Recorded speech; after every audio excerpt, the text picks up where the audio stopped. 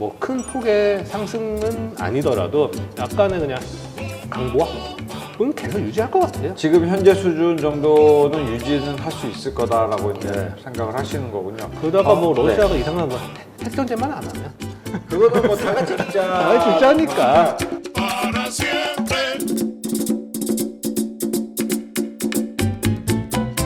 안녕하십니까. 안녕하세요. 네. 자, 저는 이베스트 투자증권의 김성준 차장. 저는 김성주 차장입니다. 자, 우리 차장님, 네. 올해 초부터 정말 미국발 이슈가 참 금리 인상 때문에 이슈가 그렇죠. 있었는데 이 있는 와중에 금리 인상에 대한 부담이 있는 와중에 지금 저 우리 위쪽의 나라들 때문에 시끄럽죠, 정말. 시끌시끌하고 지금 또 뭐 이게 어떻게 보면 이슈가 작년부터 조금씩 슬금슬금 나오긴 한 이슈긴 한데 네. 워낙 뭐 코로나에 미국 금리에 네. 너무 인플레이션에 너무 이슈가 들 많다 보니까 조금 수면 밑에 있었던 게 갑자기 러시아가 침공을 하면서 네. 확 그냥 수면 위로 올라왔죠 지금. 네, 실제로 뭐 지금 이제 나중에 나오는 뭐 카더라 뉴스긴 하지만 이제 그 러시아가 이제 중국의 베이징 올림픽 이후에 일단 이런 침공을 해라라는 그런 뉴스까지도 그렇죠. 나오더라고요. 그러니까 뭐 저게 미리 준비를 산업적으로 많이 해오지 않았나. 실제로 뭐 러시아가 각 이제 러시아국의 이제 외화 보유고나 그런 것들을 상당히 많이 비축을 해놨다는 그렇죠. 것부터 시작해서 상당한 준비를 해서 지금 러시아발 우크라이나 침공, 침공, 이러고 일단 전쟁. 말씀을 드릴 수가 있을 것 같습니다. 자, 이게 24일 날 밤 11시에 이제 침공을 한국 시간으로 침공을 했단 말이죠. 제가 간단하게 원인을 간단하게만 조금 말씀을 드리자면은 뭐 계속 일단은 러시아 푸틴 대통령이 말하기를 나토 가입 때문에 우리가 위협을 받는다 이렇게 이야기를 하고 있잖아요. 그 이야기 하나, 그리고 또 제가 보기에는 지금 원자재 가격, 러시아 때문에 원자재 가격이 팡팡 튀는데 특히 천연가스 이 파이프라인 때문에 그렇죠.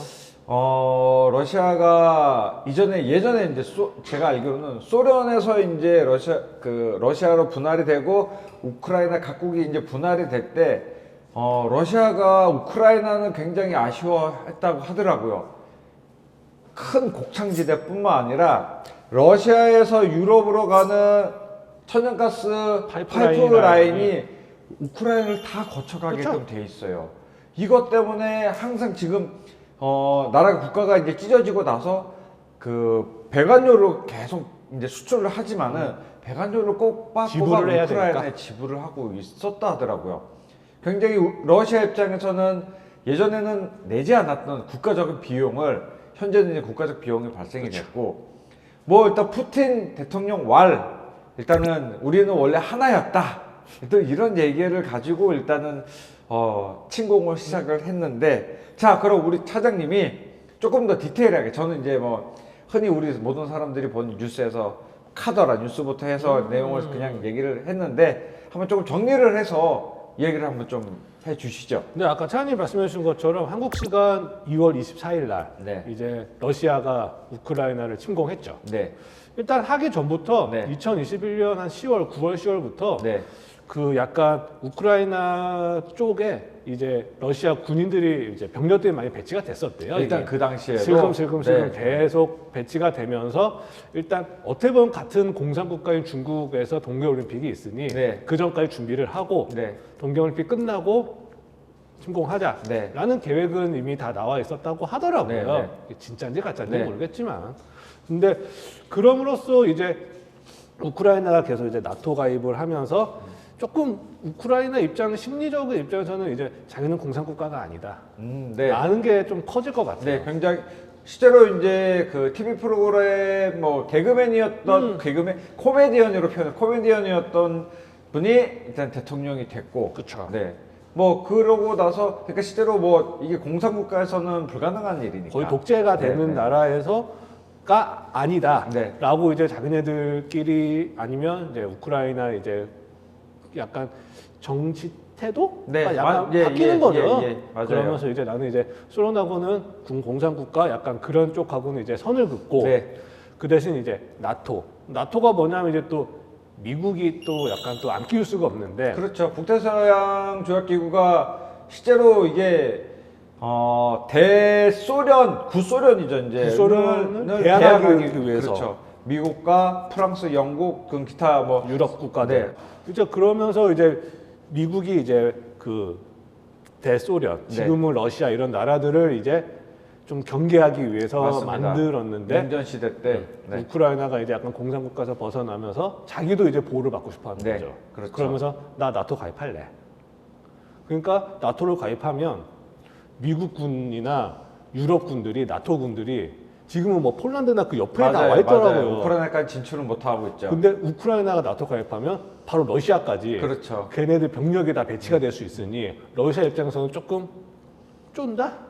약간 부담이 부담이 안 되는 될 거죠. 수가 없겠죠. 네. 분명 가능성이 있어요. 그러다 보니까 이제 푸틴 대통령 입장에서는 우크라이나가 자꾸 원래 쟤네들 우리 거였는데 같은 민족이고 저 땅 내 거였는데 그렇죠. 깝죽깝죽 그런 이야기를 되니까, 하죠. 깝죽깝죽 되니까 네. 이제 몰라 그냥 공격해 이렇게 돼버린 거고 또 어떻게 보면 우크라이나가 위치가 되게 좋더라고요. 네, 맞아요. 러시아에서 유럽으로 가는 동선은 그렇게 막고 네, 딱 걸쳐 있고 네. 밑에 쪽으로는 크림반도, 네. 밑에 쪽으로는 이제 흑해가 있고 네. 뭐 바다 수중으로서도 뭔가 자원 물자가 되던 뭐 어디 뭐 침공을 하던 네. 뭔가 하나가 바다로서 갈 수 있는 것도 있고 그게 그러다 이제 보- 뺏겼잖아요. 이제 2004년에 뺏겼지. 네. 또 그러다 보니까 14년이구나. 네. 러시아가 어쩔 수 없이 공격을 한 것 같아요. 이거는 자기한테 무조건 이익되려. 러시아는 우크라이나가 뭐 나토 가입해서 뭐 불안하다, 뭐 무섭다, 뭐 약간 이런 남 핑계를 대는데 그렇죠. 그거는 핑계일 뿐이라고 보여지고요. 뭐 덕분에 이제 글로벌 시장이 아주 지금 출렁출렁합니다.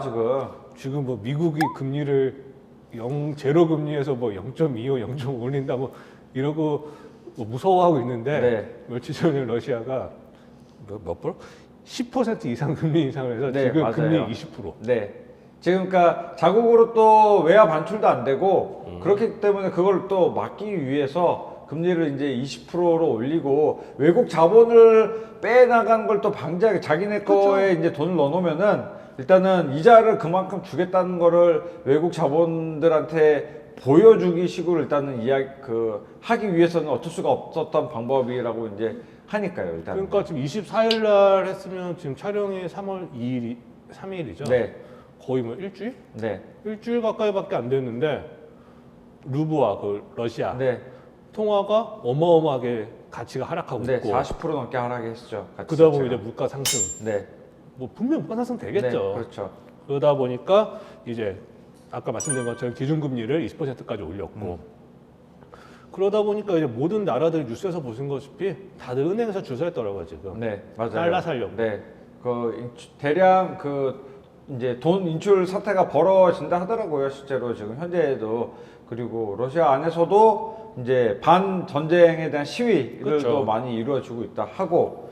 자, 그러면은 지금 미국이 금리 이제 FOMC가 이제 3월달에 또 있잖아요. 다다음 주죠? 예, 3월달에 있는 것을 앞두고 지금 촬영일을 기준으로 해서 이제 오늘부터 이제 미국 그 PMI 지표 그리고 고용지표까지 앞두고 다 있죠. 나와요.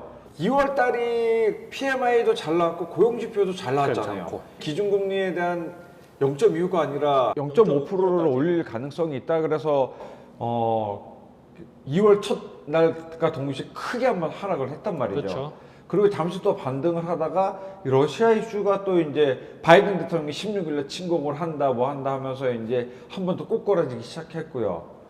제가 보기에 거의 미국 같은 경우는 고점 대비 한 20% 가까이 빠졌던 것 같은데. 그렇죠. 지금 주셨던 거 빠졌죠.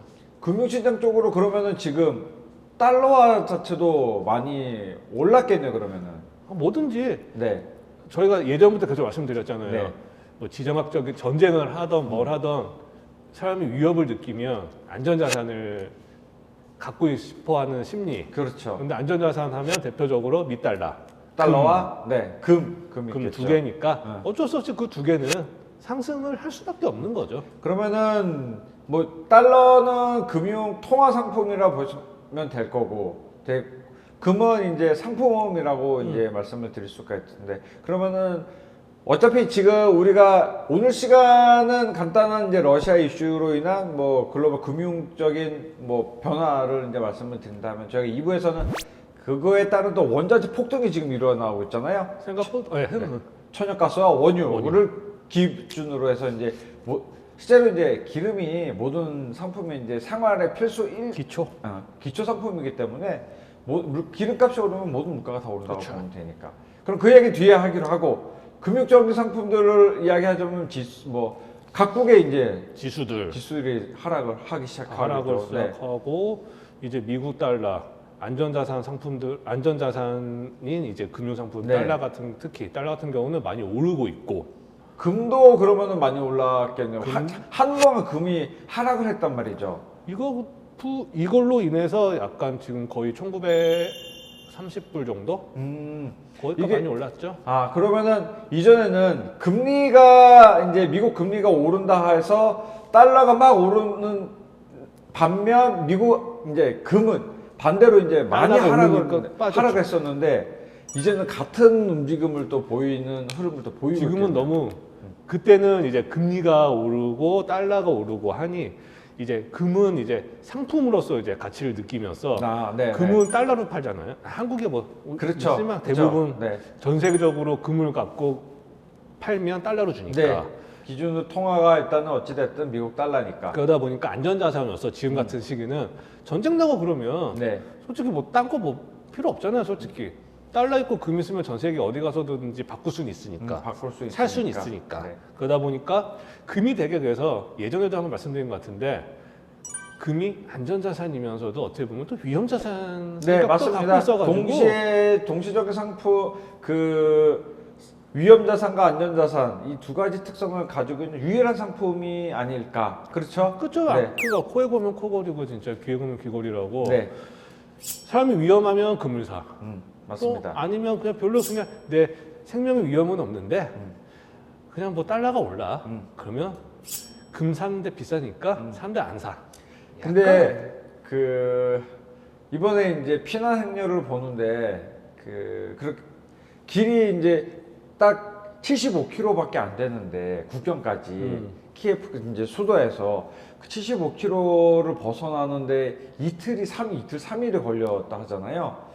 금을 갖고 제가 그때 이제 금값 오르는 거 보면서 쟤들 금을 갖고 저 금을 가져가지도 못할 텐데 그렇게 피난 행렬에서 금값이 오르는 게 참 아이러니하다는 생각도 저는 들었어요. 실제로 이거를 물론 이제 우리 차장님 말씀대로 들고 어디든 가서는 쓸 수는 있을 것 같아. 하지만 이걸 또 현물을 들고 움직이자니 그거 쉽지는 않고 물론 이제 금융 상품적으로 이제 가치로 이제 이야기를 하는 거지만은 어찌됐든 금은 예전부터 현물로 갖고 있을 때 실제로 그 가치를 발휘를 했던 그쵸. 거니까 그런 거에 좀 아이러니한 생각이 좀 들더라고요. 저 그런 뉴스를 보면서. 그다음에 이게 또 러시아가 외환 보유액이 어마어마하잖아요. 네. 거의 세계 4, 5위 정도 뭐 탑 5는 드는 나라니까. 네. 또 걔네들도 금도 많이 갖고 있고 실질적으로 지금 러시아 외환 보유액이 한 6,300억 달러 된대요. 어마어마하죠. 아, 근데 이제 외화 보유고는 그렇다 치더라도 근데 한 가지 저도 말씀드리고 싶은 게 이제 러시아가 미국 채권도 많이 갖고 있다 하더라고요. 미국 채권도 채권, 중국 채권 뭐 하지만 팔 수가 없어요. 지금 다 막혔잖아요. 다 이번에 이제 며칠이죠? 다음 주 중으로 전부 다 이제 막히는 걸로 알고 있으니까 그러면은 그 돈을 이제 유통을 할 수가 없어요. 바꿀 수도 바꿀 없고, 수도 팔 없고. 이게 러시아가 전쟁 준비를 하면서 차곡차곡 외환 보유고를 쌓고 이런 쪽으로 이제 준비를 많이 했다지만은 지금 생각보다 이제 미국을 주도로 해서 각 이제 유럽에서 모든 러시아 입장에서는 그 판단을 대해서 오판을 조금 했던 것 같더라고요. 금융적인 부분에서. 미국은 그렇게 신경 쓰지 않을 거라고 생각을 했던 것 같아요. 했는데 이제 뉴스에서 보셨을 거예요. 너 시프트다. 네. 그게 이제 전 세계적으로 이제 금융 거래를 쉽게 할 수 있게 네. 번호를 줘가지고 네. 이제 입출금할 수 있게 만든 건데 네, 그걸 다 맞습니다. 막아버렸으니까 네. 그 다음에 또 러시아가 3분의 2 정도의 외화가 네. 해외에 있대요. 아, 뭐 미국, 더 독일, 의미가 없네요. 영국, 그러면은. 일본에 네. 거의 뭐 4천억 달러 이상이 해외에 있대요. 그럼 그걸 갖고 네. 올 수도 없고 이게 러시아 거라 하지만은 이제 쓸 수가 없는 돈. 들여올 수가 없는.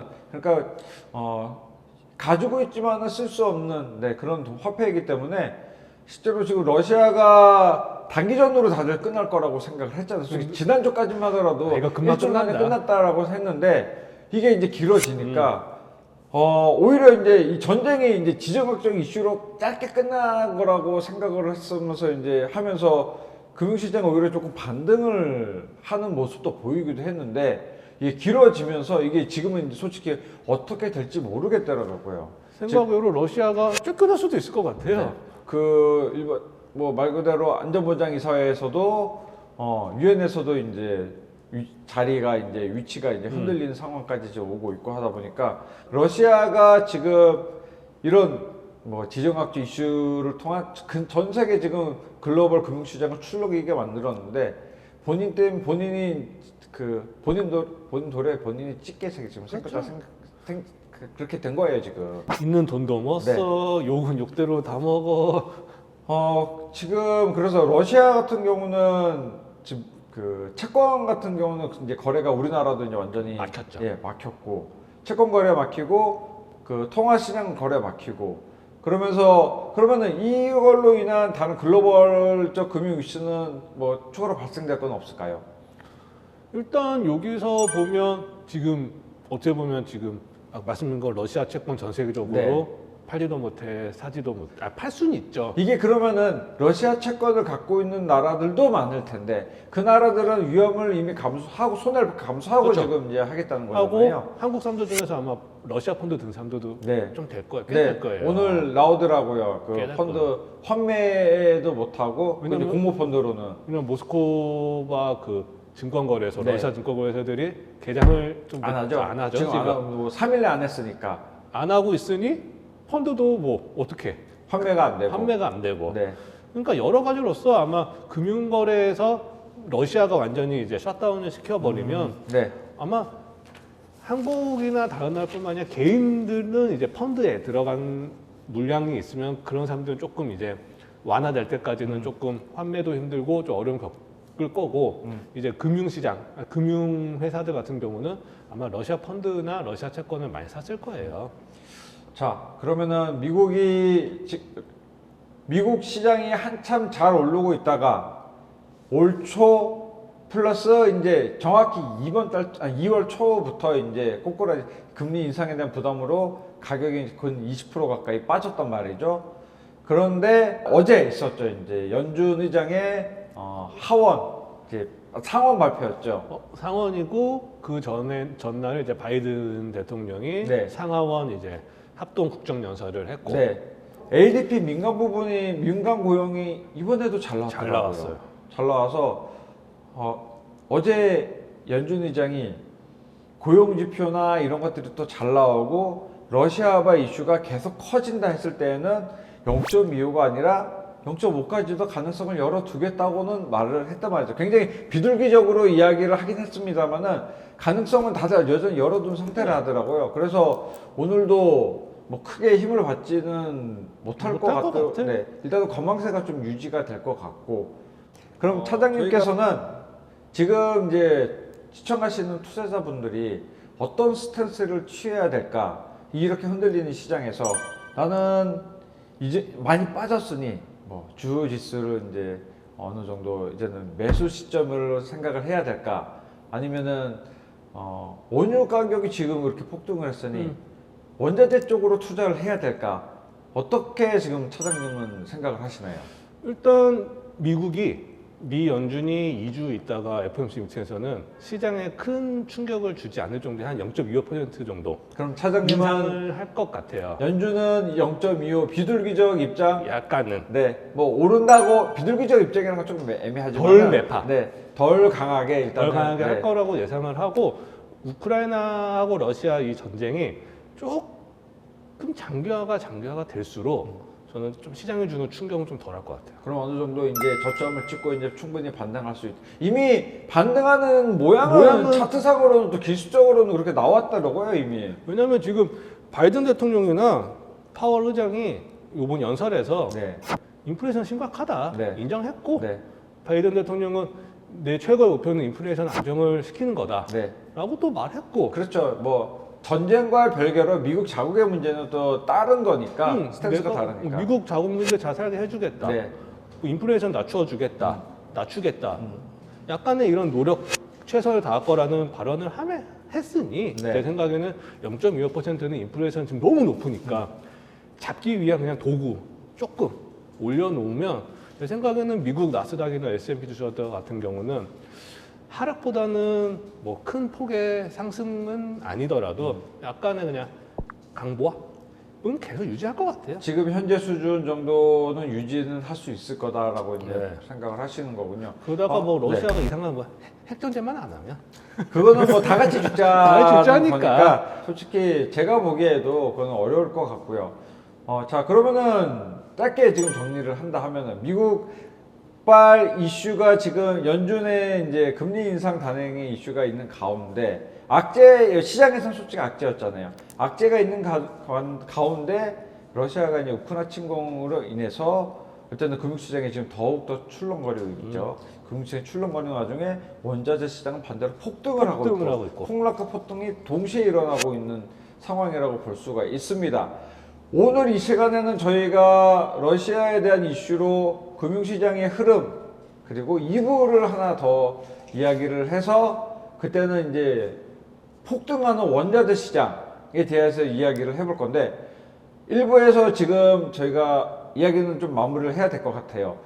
원자재 시장으로 들어가기 전에 일단은 금융시장은 낙폭을 정말 크게 했고 현재가 아직까지 저점 솔직히 적정이라고 짓기 좀 애매한 상황이에요. 그리고 이제 아직 연준의 입장을 바라봐야 될 시점이 왜냐면은 지금 원유 가격이 너무 올랐단 말이죠. 이 원유 가격이 현재 113불인데 120불까지도 본다는 이야기가 있으면은 연준에서 제가 보기에는 0.25로는 제 생각에는 부족하다고 저는 이제 그럼 차장님하고 반대 의견이 들어갈 수밖에 없을 것 같고 저는 상당히 매파적으로 계속 보고 있었으니까 그래서 투자하시는 분들은 저도 그렇고 김성주 차장도 지금 의견이 지금 갈리는 상황입니다. 어떻게 해야 될까? 상당히 현재 스탠스는 솔직히 현재는 한 걸음 물러서서 네. 물러서는 게 뭔데?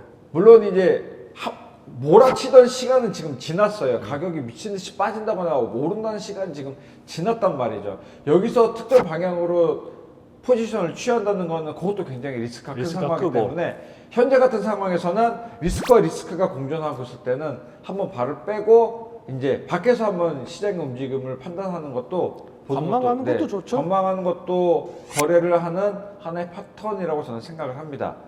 이런 것도 하나의 팁이라고 말씀을 드릴 수 있을 것 같아요. 굳이 나는 10불을 벌려다가 100불, 1000불 날리는 수가 있기 때문에 네, 그런 점에 대해서는 리스크가 이렇게 너무 클 때는 한 발짝 뒤에서 보시는 것도 투자의 한 가지 방법입니다.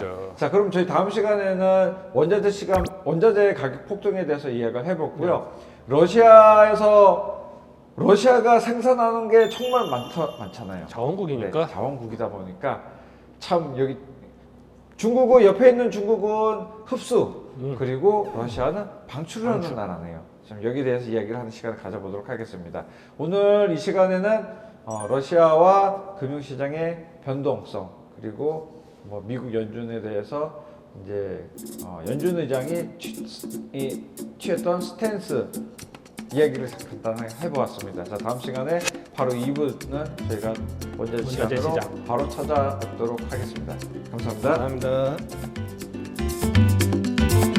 Yo te traigo esta